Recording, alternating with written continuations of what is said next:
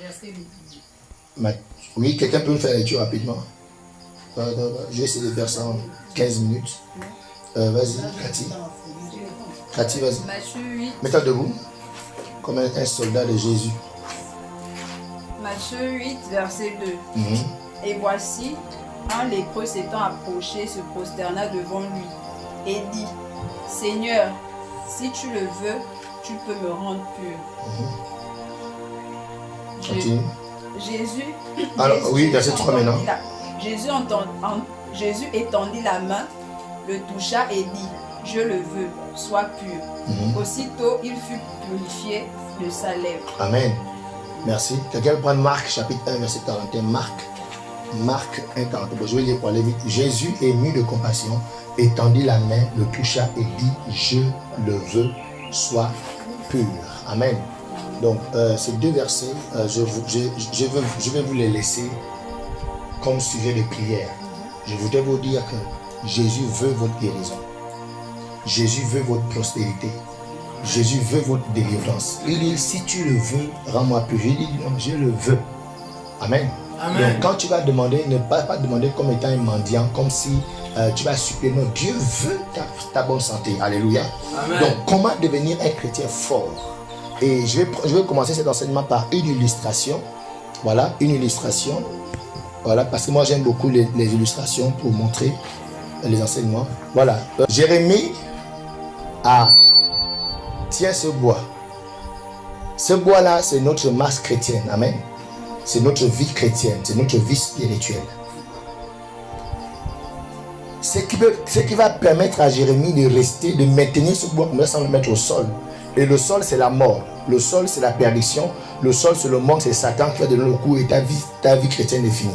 Amen. Donc, pour maintenir ce bois-là comme ça, en suspension, ça dépend de quoi? De la force de Jérémie. Ça dépend de ses muscles. Amen. Combien d'énergie il a dans ses muscles, on verra le temps qu'il pourra maintenir comme ça là. Allez tout de suite, voilà, on verra. Combien de temps il va rester comme ça, sans lâcher prise. Si on le laisse là pendant 30 minutes, 1 heure de temps, 2 heures, est-ce qu'il pourra rester là pendant 2h30? Comme ça. Alléluia. Qu'est-ce qui va se passer? Il va lâcher et ça va tomber. Alléluia. Pourquoi? Parce que la force dans ses bras. Ça veut dire que lui si par exemple c'est après 15 minutes qu'il tombe, quelqu'un plus fort, lui par exemple il pourra rester même 35 minutes. Lui reste 15 minutes, lui sera peut-être 40 minutes qui va rester. Quelqu'un d'autre qui est plus puissant, plus fort, va rester encore un peu plus longtemps. Est-ce que vous voyez un peu? Donc ça veut dire quoi? Ça veut dire que maintenir le bois comme ça dépend uniquement de l'énergie, de la force que la personne a. Alléluia. Merci Jérémie, tu peux rendre le bois. C'était pas la punition. C'est de bien de mettre ça en place. Amen.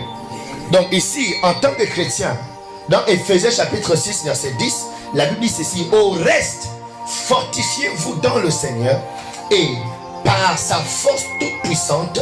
Dans la version parole vivante, il dit ceci, parole vivante, la Bible dit ceci: pour conclure, devenez des chrétiens forts, non par vous-même, mais en puisant vos forces dans les ressources infinies de la puissance du Seigneur. C'est dans la communion avec lui que vous trouverez quoi? Votre énergie. J'aime beaucoup cette version. Donc le chrétien ne peut devenir fort que dans sa communion avec Dieu. Alléluia. Amen. Et l'apôtre Paul ici donne ce conseil ultime à tous ceux qui sont en Christ. Si tu es en Christ, là il ne parle pas aux bouddhistes, il ne parle pas aux musulmans, il ne parle pas aux francs-maçons. Il parle à ceux qui ont dit oui à Jésus, à ceux qui ont confessé Jésus comme Seigneur et Sauveur. Il leur dit attention, fortifiez-vous dans le Seigneur et par sa force toute puissante. Autrement dit, battez-vous à avoir une communion avec Dieu. Parce que le monde dans lequel nous sommes, ce monde-là, tout est mis en place pour que l'homme vive hors de Dieu. L'homme vive loin de Dieu. L'homme vive sans Dieu. Tout est mis en place pour ça. Donc nous qui avons eu la grâce, l'intelligence de dire oui à Jésus, il dit, si tu veux demeurer là, tu dois être fort. Tu dois te fortifier. Pas par n'importe quelle force, par la force du Seigneur dans sa communion avec lui. Alléluia. Malheureusement, la plupart des chrétiens aujourd'hui sont forts physiquement. Ils sont forts dans le commerce. Ils sont forts en politique. Ils sont forts dans leurs relations. Ils sont forts dans les foyers. On est forts partout, sauf dans le Seigneur.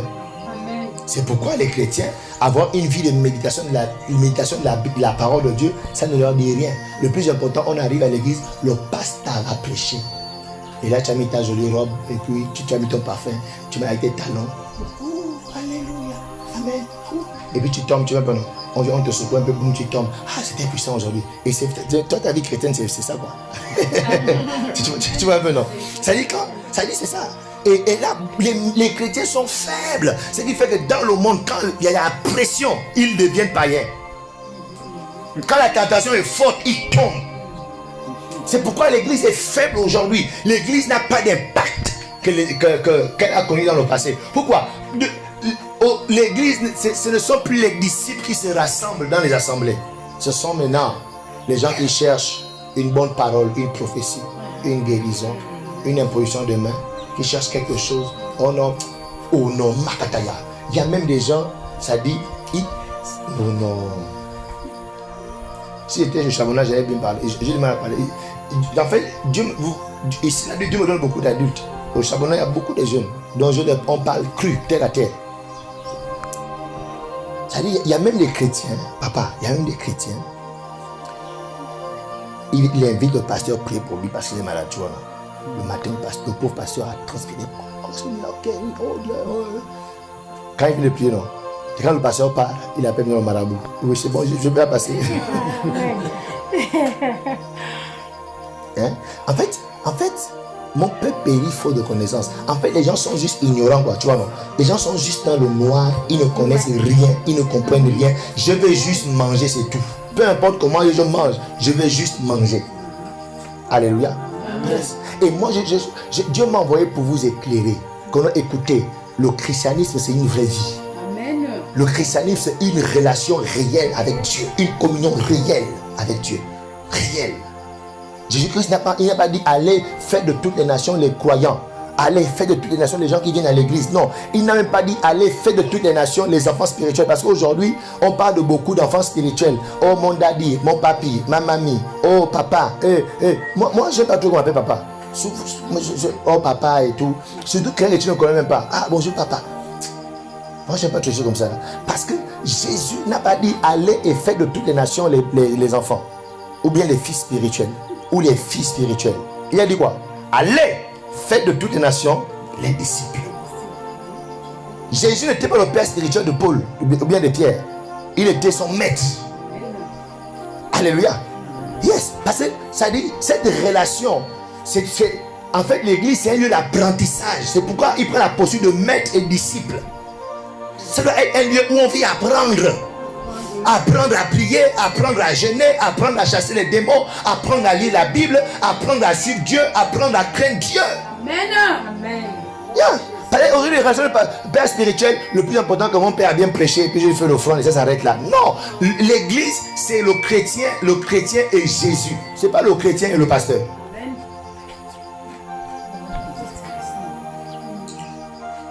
Alléluia. Donc Dieu veut absolument que nous soyons forts. Dis à ton voisin, Dieu veut que tu sois fort. Tu es trop mongol, tu es trop spaghetti. Dieu veut que tu sois fort. Deviens un chrétien fort. Alléluia. Deviens un chrétien puissant, puissamment fortifié par le Seigneur.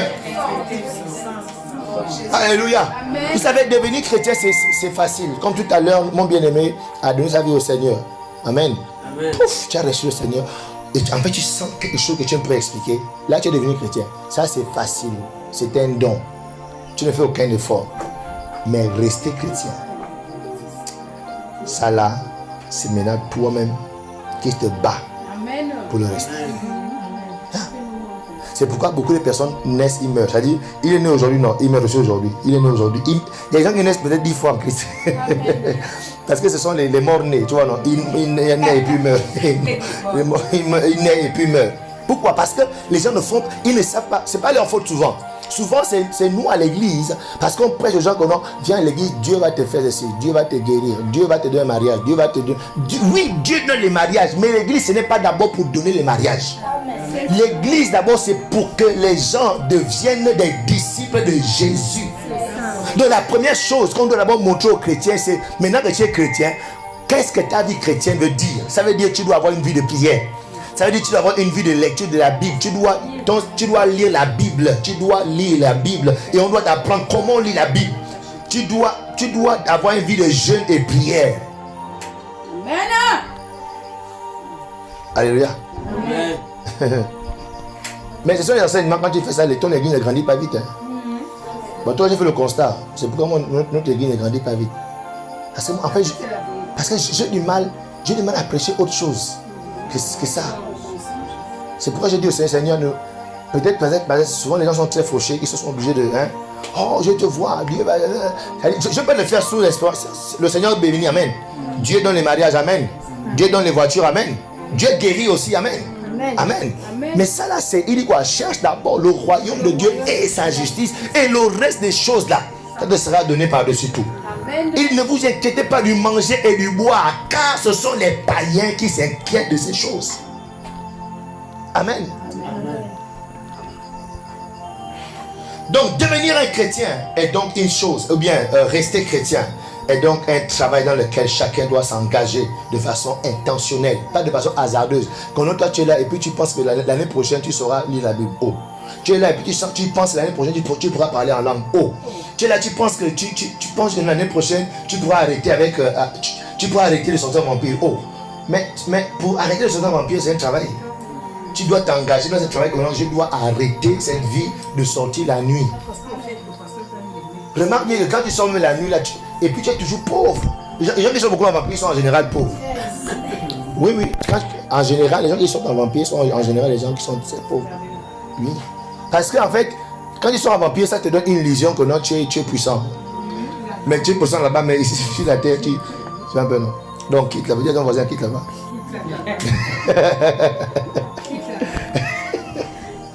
Amen.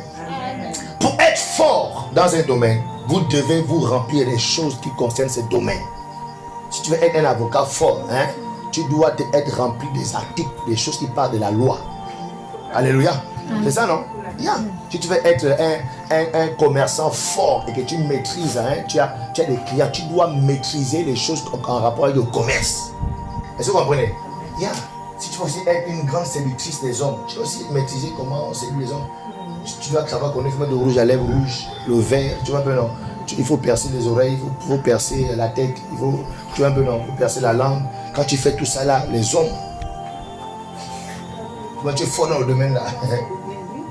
Mais si tu veux être fort en Christ, il y a des choses qui rendent les gens forts en Christ. Amen. Ce n'est pas le sel, c'est la Bible, la prière, le jeûne, l'adoration. Même le service à l'église va t'aider à devenir fort. Amen. Alléluia. Amen. Yes. Donc je vois juste un point avec vous. Il y a 9 domaines. Je le cite juste et puis on s'arrête. Parce que je dois aller passer encore le culte de charbonnage. Il y a 9 domaines que vous devez développer si vous voulez être des chrétiens forts. Vous devez développer 9 domaines de votre vie spirituelle, chrétienne. Premièrement, être un chrétien fort, c'est développer une vie chrétienne profonde. Yeah. Tu dois devenir profond. Comment faire pour devenir profond? On a enseigné aux gens. On a dit des choses, d'autres prennent des notes, d'autres enregistrent. Lorsqu'on va se séparer, il y a les gens à la maison qui vont aller manger sur la télé et dormir. Tu vois un peu? Maintenant, il y a d'autres, eux, avant même de manger, ils vont aller relire, reméditer, ressasser ce qui a été dit et même prier pour ce qu'ils ont entendu. Le lendemain, quand on se retrouve, celui qui a fait ça là a une profondeur qui dépasse l'autre qui n'a pas fait. C'est ça la vie, même à l'école, non? Quand on a fait les cours en classe, le maître a fini d'apprendre. Celui qui va à la maison vite relire et étudier, il va connaître plus que l'autre. Simplement. C'est pourquoi l'église est normalement un lieu de disciple-là. C'est pourquoi j'ai dit sur le maître, vous êtes des disciples. Donc c'est un lieu où on doit avoir la posture d'apprentissage, on doit l'apprendre. Je vais pour apprendre. C'est vrai, Dieu peut me guérir, Dieu peut me parler, mais je ne dois pas me détourner de l'objectif. L'objectif, c'est que je dois apprendre. Amen. Comment on fait ça? Donc, il faut développer une vie profonde. Je ne vais pas développer le point lundi. Dimanche prochain, je vais rentrer dans les détails. Deuxièmement, comment devenir un chrétien fort? En plus de développer une vie chrétienne profonde, vous devez être fort. Être fort, c'est vous affermir. Hein? Vous ne devez pas être des chrétiens mous. Ça dit qu'on parle d'affermissement. Vous voyez, ce poteau est affermi. Vous voyez un peu, non? Hein? On a fait un coffrage et on a bourré, hein, avec le ciment, le gravier, le sable. On a bourré ça. Et il y a un fer à l'intérieur. C'est ce qui rend ça ferme. Amen. Ça veut dire que votre vie chrétienne vous devez vous charger des choses de Dieu. Il ne faut pas faire les choses de Dieu à moitié. Toi, c'est seulement le dimanche que tu entends Alléluia. Toute la semaine, tu n'entends pas Alléluia. Toute la semaine, tu entends tout sauf Alléluia. Alléluia. Donc ça veut dire que le chrétien qui veut s'affermir, c'est-à-dire ta vie doit devenir, tu dois créer une atmosphère de Dieu dans ta vie. Partout où tu es, Dieu. Amen. Ton téléphone, Dieu.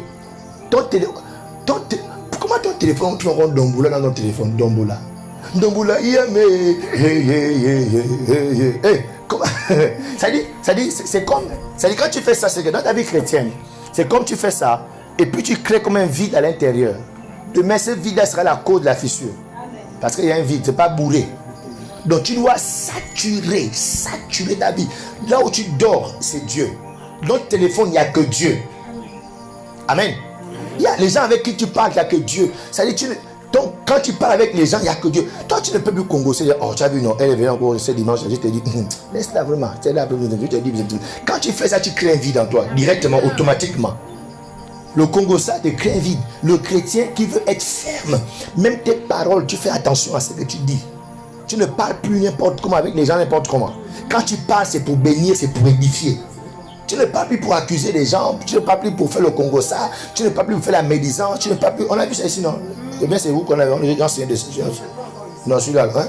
Ça, et quand tu parles comme ça crée des trous dans ta vie chrétienne. Tu es là, mais tu es vide. Tes pensées sont des pensées remplies de méchanceté. Quand tu regardes, je te dis. Quand on dit Amen, hey, Amen, mais tu viens de penser des pensées vides. C'est-à-dire, quand on sort de là, tu es vide. Alléluia. Yes. Tu dois vous faire attention à ce que vous pensez désormais. Là, je parle aux gens qui veulent devenir des chrétiens forts. Tout le monde, c'est pas tout le monde qui veut être fort. Ne vous inquiétez pas, je le sais. Amen. Je ne suis pas dupe.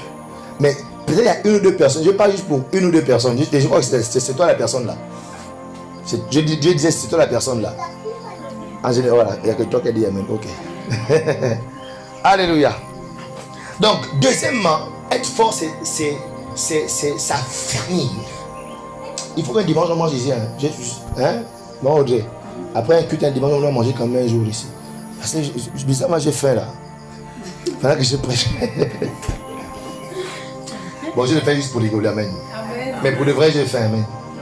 Troisièmement, être un chrétien fort, c'est être inébranlable. C'est-à-dire, toi, rien ne peut te bouger. Tu es inébranlable. Il y a des gens, il y a des chrétiens qui croient à tout. Il y a des chrétiens, donc on dit que, oh, il y a un homme puissant ici qui souffre quand il fait ça. Les arbres s'arrachent. Oh oui, pas maintenant là-bas. Et puis, oh non, finalement, il y a un autre là-bas qui te boum. Oh non, en ce moment, il y a un nouveau charlatan au village. Oh là, il y a un parfait qui te donne ça. Quand tu passes une salle, les hommes tombent. Ils tombent à tes pieds comme ça. C'est pourquoi les chrétiens, ils sont ébranlables. Ils sont ébranlables. Quand les circonstances de la vie se tiennent devant eux, bam, ils abandonnent. Bam, ils renient leur Dieu. Bam, ils détournent le dos à leur Dieu. Bam, ils rétrogradent. Pourquoi? Parce qu'ils sont branlables. Ils n'ont pas réussi à s'affermir. La Bible dit quoi? Que celui qui se confie à l'Éternel, il est comme une maison bâtie sur le roc. Le vent a soufflé, la tempête est venue, la maison est restée. Mais il y a d'autres personnes, il a bâti sur du sable. Le même vent a soufflé, mais il est là. C'est pourquoi il y a deux chrétiens, ils ont la même circonstance, même situation. L'autre a subsisté, l'autre a abandonné. J'ai deux sommets chrétiens à l'église, mais vous là, Toi, tu as fait un mois, tu es pas à l'église. Oh non, parce que j'ai un peu de problème. Je dis, ok. Est-ce que tu me permets de t'expliquer mes problèmes aussi à un moment? Oh non, c'est bon. Non, comment ça? Il faut que je t'explique mes problèmes. Amen. C'est pour dire quoi? C'est pour dire nous tous. Oh, ça dit qu'il n'y a pas un problème que toi tu as que moi je n'ai pas. Souvent même mon problème est plus grave, plus dingue, plus fort que le tien. Amen. Mais laquelle est la différence? C'est que l'autre est profondément raciné en Seigneur. Amen. Il sait dire, Seigneur, c'est toi qui sais donner. C'est toi qui sais reprendre. Que ton nom soit béni. Amen. Job était un homme enraciné. Hein? Tu perds tes 10 enfants, toutes tes entreprises. Ta femme te quitte, elle te dit, maudit Dieu, mon frère. Si tu veux que je revienne, même quoi, maudit d'abord Dieu. Il dit, non, moi, de ma bouche, je n'ai pas maudit Dieu. C'est Dieu qui a donné. Hein? Mais il a repris ce qui lui appartient. On le met dans ça. Que ton nom soit béni. Ça là, ça demande que tu sois fort. Tu sois fort pour parler comme ça. Alléluia. Que tu deviennes un chrétien fort au nom de Jésus-Christ. Que tu deviennes un chrétien affermi au nom de Jésus-Christ. Être un chrétien fort, c'est être un chrétien spirituel. Il y a trop de chrétiens non spirituels. Je ne vais pas dire charnels. Ça dit un chrétien charnel, c'est un chrétien qui vit sur les émotions. Amen. Amen. On lui fait ça comme ça. C'est comment? Je suis pas d'accord. Tout ça se passe dans l'amour. Et dans ça, elle insulte, elle pêche, elle fait des choses. Après, quand la colère est passée là, elle me dit, oh, je vais me faire connu. Oh, je vais me faire connu. Elle regrette maintenant. Pourquoi? Parce qu'elle vit sur l'âme. Alléluia. Yes. Et nous, alors que notre âme n'est pas encore convertie. Notre âme, la seule chose qui est chrétienne en nous, hein, la seule entité en nous qui est chrétienne, c'est notre esprit. Notre corps, notre âme, eux, ils ne sont pas chrétiens. Alléluia. Il faut être clair. Donc ça veut dire que la colère que tu ressens, la haine que tu ressens, la jalousie que tu ressens, tu dois comprendre que tu ne dois pas l'exprimer parce que ça là, ce n'est pas chrétien. Oh non, moi quand je suis fâché, il faut que ça sort comme ça sort. Oh, mais quand ça sort et tu insultes là, ça doit sortir. Quand ça sort et ça blesse l'autre, ça doit sortir. Quand ça sort et ça maudit l'autre, ça doit sortir. La même bouche que tu bénis, est-ce que la même bouche va aussi maudire? C'est pourquoi, en tant que chrétien, nous devons travailler à devenir des chrétiens spirituels. C'est-à-dire, on doit vivre notre vie sur l'esprit. L'esprit. Et quand on parle de l'esprit, ce sont les principes de Dieu, la parole de Dieu, ce que Dieu dit. Parce que Dieu est dans notre esprit, il n'est pas dans notre âme. Amen. Alléluia. Amen. Est-ce qu'on est ensemble? Donc c'est pourquoi tu dois devenir un chrétien spirituel, tu veux être un chrétien fort. Cinquièmement, pour devenir un chrétien fort, c'est être un chrétien sanctifié. Sixièmement, être un chrétien fort, c'est être un chrétien mûr. Septièmement, être un chrétien fort, c'est être un chrétien toujours zélé pour les bonnes choses. Il y a des gens qui sont souvent zélés pour la division. Quand il entend que non, tel là-bas l'a insulté. Ah bon, j'arrive. Parce que là, c'est le mal. Tu vois, quand c'est le mal, quand c'est la critique, quand c'est pour insulter, quand c'est pour médire, quand c'est pour diviser, ça ouvre la personne l'onction. Là, quand c'est pour moi, je suis là pour diviser. Mais quand c'est pour faire le bien, tu les vois là. Ah bon, ok, allons-y. Mais si tu veux être un chrétien fort, tu dois être zélé pour des bonnes choses. Amen. Pour ce qui est bien, ce qui est bon. Pas seulement pour toi, mais pour autrui. Amen. Pour être un chrétien fort, tu dois être un chrétien qui porte du fruit. Être un chrétien fort, neuvièmement, être un chrétien fort, c'est être prêt à rencontrer Dieu à tout moment. C'est la partie que j'aime beaucoup. C'est-à-dire, le chrétien qui a encore peur de la mort, c'est un chrétien qui est non chrétien. Normalement, tout chrétien qui est déjà fort, la mort ne lui fait plus peur. L'apôtre pour nous dire que la mort n'est un gain. Amen. Parce que nous avons l'assurance, nous avons la garantie que mourir pour nous est une délivrance. Amen. Amen. Donc je dis ça, vous trouvez ça bizarre. Ça dit, moi, je dis souvent que non. Moi, je ne prie pas pour vivre longtemps sur la terre. Moi, je prie pour accomplir la volonté de Dieu sur la terre. Amen. Ça veut dire quoi? Que si la volonté de Dieu, je l'ai accomplie à 45 ans, je n'ai plus rien à faire sur la terre. Vous comprenez ça? Amen. Jésus a tout accompli. Il a accompli toute la volonté de Dieu. Il avait 33 ans. Il n'avait plus rien à faire sur la terre. Allez, hop, go. Est-ce que vous comprenez? Mais ça là, pour avoir cette mentalité là, tu dois être prêt à rencontrer Dieu à tout moment. Alléluia. Mais on verra ces différents points les dimanches qui vont succéder. Est-ce qu'on peut se mettre debout? Waouh! On va prier juste une minute, le temps avancé. Tu vas demander au Seigneur que Seigneur, je veux devenir ce chrétien fort. Je veux devenir, je ne veux plus être dans les apparences. Je ne veux plus être superficiel. Je ne veux plus être un chrétien d'apparence ou bien un religieux qui va se mettre dans un lieu de culte. Mais quelqu'un qui te connaît, quelqu'un qui est fort dans sa croyance, fort dans sa relation avec toi, fort dans le fait de te suivre, fort. Peu importe les gens qui sont autour de moi, peu importe ce que les gens pensent, disent, oh mais moi je sais en qui j'ai cru, je sais qui j'ai cru, je sais pourquoi je prie, je sais pourquoi je vais à l'église, je sais pourquoi j'ai choisi Jésus, je sais pourquoi je ne peux plus jamais laisser, je ne peux plus jamais reculer, je ne peux plus jamais l'abandonner, je le sais. Seigneur, donne-moi la grâce, accorde-moi la grâce de rentrer dans cette dimension de chrétienté où je suis fort, je suis ferme, je suis inébranlable, je suis spirituel, je suis mûr, je suis sanctifié et je suis prêt à ton retour au nom puissant de Jésus-Christ de Nazareth. Élève ta voix, demande à Dieu ce matin, demande-le à Dieu ce matin que le Saint-Esprit t'accorde la grâce, que l'Esprit de Dieu tombe sur toi, que l'Esprit de Dieu tombe sur toi, que l'Esprit de Dieu tombe sur toi, qui t'accorde tout ce qu'il faut pour devenir un chrétien fort, qui t'accorde tout ce qu'il faut pour devenir un chrétien ferme, un chrétien inébranlable, un chrétien spirituel, un chrétien mûr, que l'Esprit de Dieu t'accorde tout ce qu'il te faut pour devenir un chrétien prêt à rencontrer Dieu au nom de Jésus. Mekante likada, mekante likenda yaka, mekante likende yekanda, mekante likendo kadiateme, mekante ndo kamandaya. Oh yes Lord, au nom de Jésus. Père, c'est notre cri, c'est notre prière. Nous voulons plus être ces chrétiens superficiels. Nous voulons plus être ces chrétiens superficiels. Nous voulons plus être ces chrétiens superficiels. Nous voulons être fermes. Nous voulons être profonds. Nous voulons être enracinés. Enracinés en toi. Enracinés en toi. Forts en toi. Fortifiés par ta force puissante. Fortifiés par ta force toute puissante.